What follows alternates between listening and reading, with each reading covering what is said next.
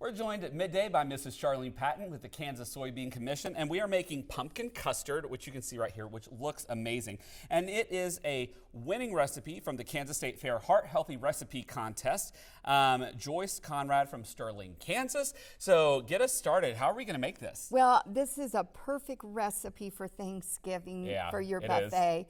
Especially if you don't want to do the pastry crust this year. Yes. And everybody loves the filling, right? They do. And this is the filling. Some people just leave the crust. They eat the top, right? So. That's right.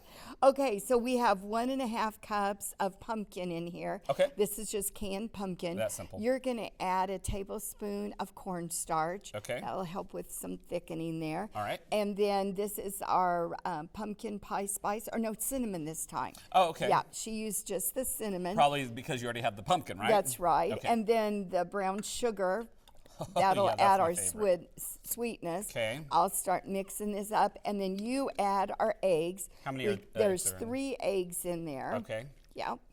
Make sure I've got that right. All right. And I beat those a little bit ahead of time. That makes Sure. it easier to do. Yep. And then you have our soy milk, and that is 1.5 cups of vanilla soy milk. Vanilla, that's important. That gives that because it does extra give a flavor. And Yep. now I was going to tell you to add it gradually.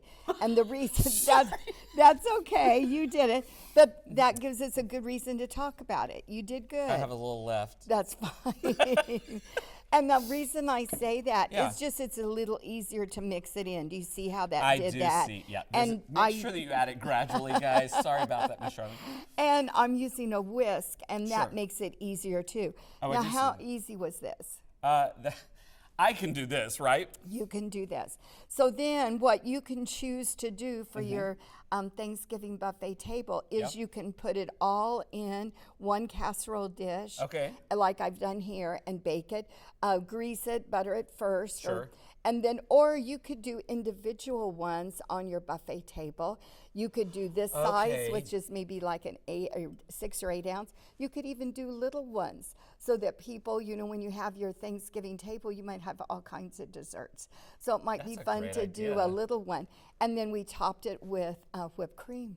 It bakes at 350 degrees. And because we're using different sizes or giving you choices, be sure you stick it with a knife and it should come out clean before it's done. So I'm not making this and then putting it in here. I'm taking these. It needs to be an oven ready dish, and I'm baking it in those. You're baking in Okay, there. so That's then, right. which what you're saying, obviously, it may cook differently depending on what it's in. That's right. Okay. How do I Probably get going to take about 40, maybe even 60 minutes, depending on the size. Okay. So be sure you test it with a knife. It's important. Hey, how do we get the recipe? Yes, go to kansassoybeans.org, or you can go to our call on our 800 number, 877-KS Soybean, and we're going to give a bonus this time of all our November recipes, and we're also providing the Kansas Wheat Commission recipe booklet that features one of our soy recipes for blueberry muffins. And it also features Miss Charlene and a colleague.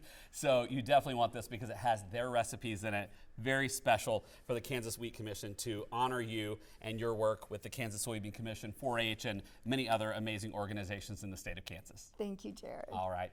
Well, right now, let's head over and take a final look at the forecast.